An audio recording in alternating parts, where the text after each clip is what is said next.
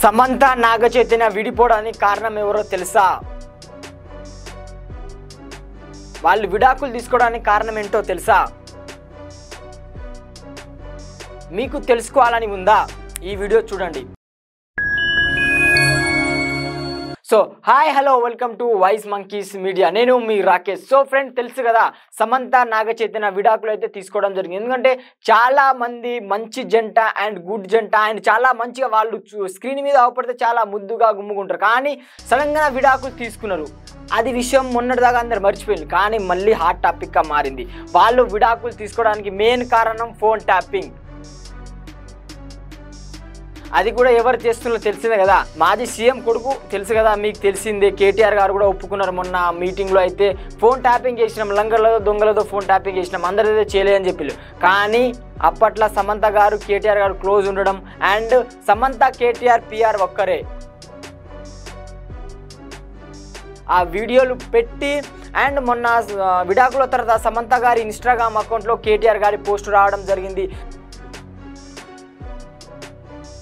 దాని ద్వారా సమంత గారు అండ్ చేనేత కార్యక్రమం అప్పట్లో కేటీఆర్ గారిని కలవడం అండ్ సమంతకి కేటీఆర్ గారికి మంచి స్నేహం ఉండడం వల్ల ఫోన్ ట్యాపింగ్ చేసి నాగచైతన్య గారి ఫోన్ ట్యాపింగ్ చేసి నాగచైతన్య గారు ఎవరెవరో మాట్లాడుతున్నాడో అది తెలుసుకొని దాని ద్వారా చిన్న గొడవలు జరిగి ఫోన్ ట్యాపింగ్ ద్వారా నాగచైతన్యకి సమంత గారు విడాకులు ఇవ్వడం జరిగింది. అండ్ సినిమాల చిన్న కారణం వల్ల కూడా విడాకులు జరగడం జరిగింది.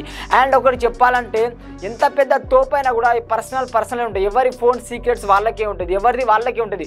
వాళ్ళలో తలదూర్చడం చాలా తప్పు. ఎందుకంటే ఒక పెళ్లి చేసుకున్న జంటని అండ్ మంచి హీరోయిన్స్ జంటలకు చేరడం చాలా తప్పది. ఎందుకంటే ఇలాంటి లంగ పనులు చేయొద్దు.